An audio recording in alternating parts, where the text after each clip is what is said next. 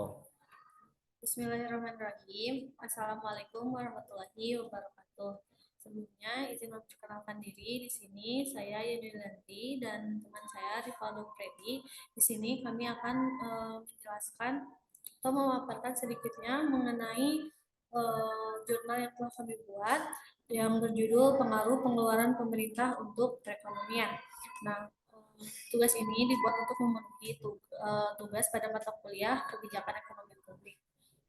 Selanjutnya, di sini saya akan memaparkan terlebih dahulu mengenai definisi dari pengeluaran pemerintah.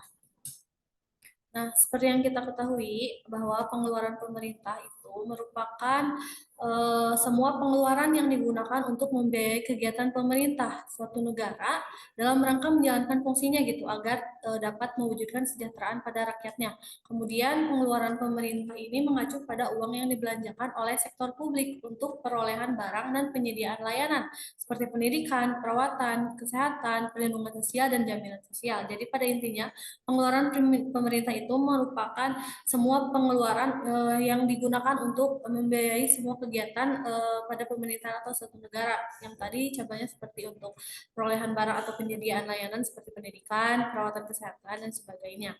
Nah, untuk selanjutnya di sini dijelaskan bahwa tugas utama dari pemerintah itu di negara berkembang itu adalah untuk mempercepat pembangunan dan meningkatkan pertumbuhan ekonomi.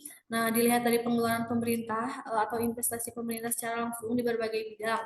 Nah, untuk meningkatkan pelayanan pemerintah kepada masyarakat, pengeluaran ini umumnya itu dilokasikan pada sektor publik yang bermanfaat bagi pembangunan. Nah, di sini juga bahwa investasi pemerintah pada sektor publik tersebut akan meningkatkan sumber daya manusia yang sehat serta handal. Nah, dalam hal ini ada juga pengeluaran pemerintah untuk penyediaan infrastruktur yang itu dapat diharapkan dapat menambah kapasitas produksi dan memberikan efek multi pilar dalam perekonomian. Terus selain itu pembangunan infrastruktur akan membuka daerah-daerah yang terisolasi, mengurangi biaya produksi, terus mendorong munculnya pusat-pusat aktivitas ekonomi baru seperti industri dan pasar, serta memperluas kesempatan kerja dan meningkatkan daya beli konsumen. Itu untuk pengeluaran pemerintah tersendiri. Sekarang ada beberapa teori pengeluaran pemerintah.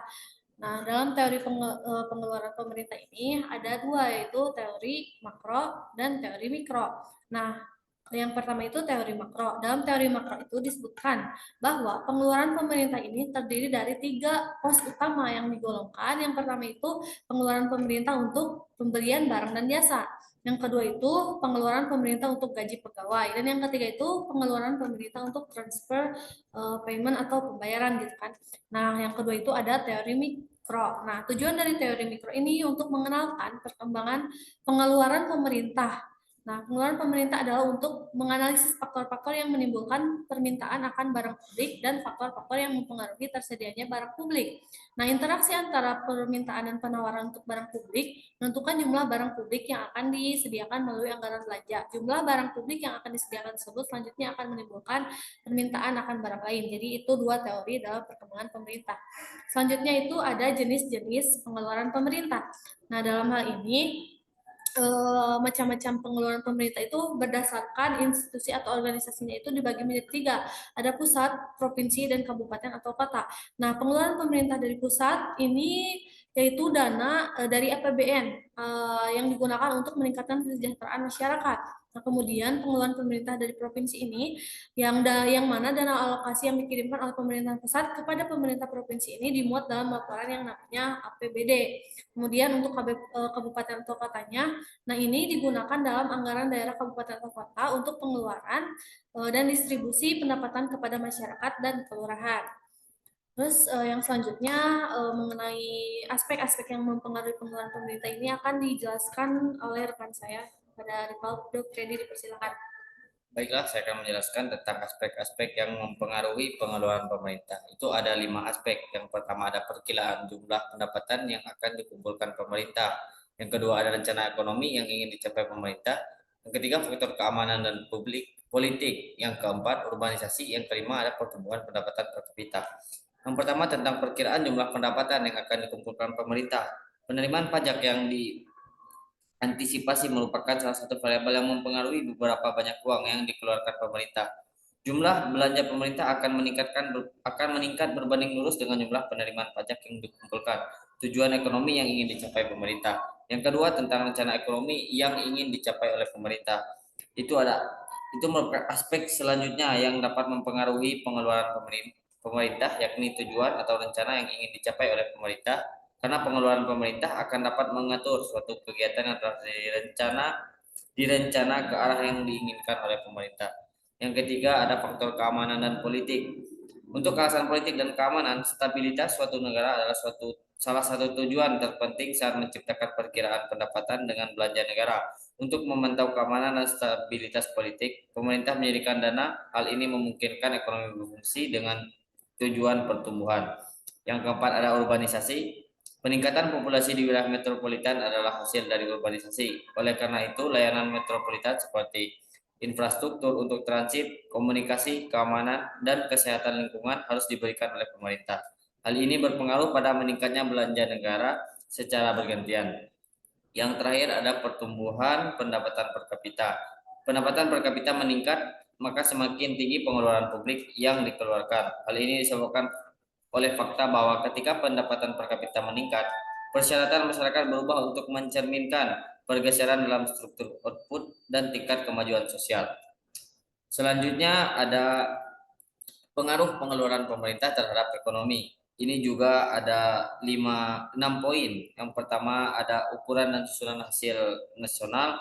Yang kedua besarnya pendapatan nasional, national income, dan kesempatan untuk bekerja. Yang ketiga dapat mempengaruhi bagian penghasilan dan pendapatan. Yang keempat pemanfaatan. Yang kelima naik turunnya harga. Dan yang terakhir neraca pembayaran luar negeri.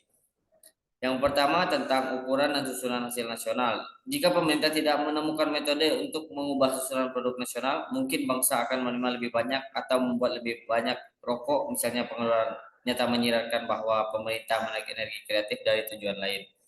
Yang kedua, besarnya pendapatan nasional atau national income. Menurut Keynes, peningkatan pengeluaran pemerintah akan menurunkan pengangguran ketika ada pengangguran. Di sisi lain, jika pengeluaran pemerintah meningkat selama periode pekerjaan penuh dan atau lebih dari pekerjaan penuh, biaya akan meningkat. Perlu dicatat bahwa bagaimana biaya ini didanai berdampak pada yang lainnya. Yang ketiga, dapat mempengaruhi pembagian penghasilan dan pendapatan. Pengeluaran pemerintah seperti pengeluaran transfer atau cadangan untuk yang kurang mampu yang didanai oleh perpajakan dapat mengubah cara pendapatan didistribusikan dengan mengurangi pendapatan pembayar pajak dan meningkatkan pendapatan orang yang mampu dan menganggur. Oleh karena itu, peningkatan pengeluaran bil yang didukung oleh perpajakan menghasilkan pendapatan yang lebih rendah dari kontribusi pajak, tetapi pendapatan yang lebih tinggi dari mereka yang tenaga kerjanya dipekerjakan oleh negara. Yang keempat ada pemanfaatan. Pendapatan untuk investasi, tabungan, dan konsumsi pengeluaran oleh pemerintah dapat mendongkrak pendapatan. Saat menganggur, menggunakan pendapatan untuk menabung hanya akan memperburuk pengangguran. Bukan menciptakan lebih banyak prospek kerja, namun jika uang digunakan untuk investasi sementara ada pengangguran, itu bisa tumbuh peluang kerja dan di sisi lain investasi dalam situasi kesempatan kerja penuh akan menyebabkan harga yang lebih tinggi. Yang kelima, naik turunnya harga. Dalam situasi pekerjaan yang lengkap, pengeluaran pemerintah akan mengakibatkan kenaikan harga seperti inflasi upah. Pengeluaran pemerintah yang didanai secara inflasi akan menaikkan harga secara keseluruhan. Sedangkan pemotongan pengeluaran yang tidak didukung oleh pengurangan pajak pada sumbernya menurunkan harga secara keseluruhan. Yang terakhir adalah neraca pembayaran luar negeri. Jika harga naik, maka akan mengakibatkan peningkatan jumlah impor barang yang harganya terkait dengan kenaikan harga barang dalam negeri. Maka biaya barang yang dipasok akan meningkat sehingga neraca pembayaran luar negeri menunjukkan defisit, yaitu menunjukkan devisa lebih banyak daripada perolehan devisa. Yang terakhir itu ada pengaruh pengeluaran pemerintah terhadap kesejahteraan. Itu ada 3 pengaruhnya. Yang pertama, pengaruh pengeluaran pemerintah atas pendidikan. Teori human capital dapat diaplikasikan dengan syarat adanya sumber teknologi tinggi secara efisien dan adanya sumber daya manusia yang dapat memanfaatkan teknologi yang ada.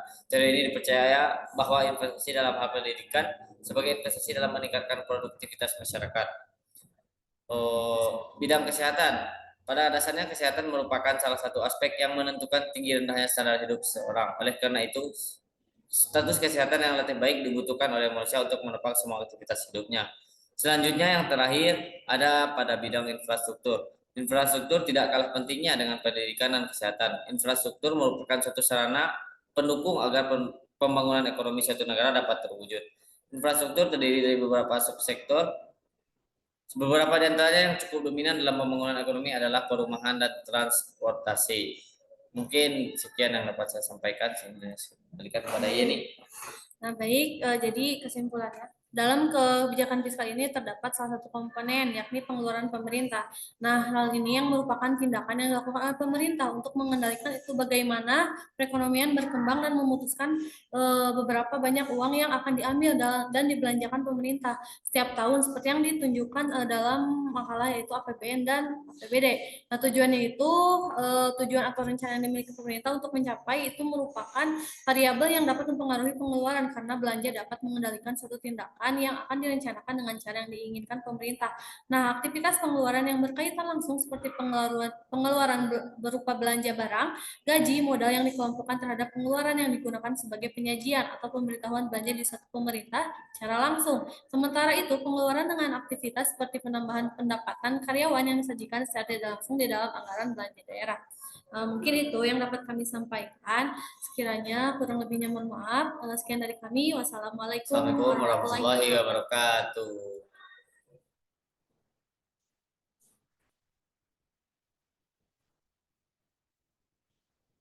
Good morning.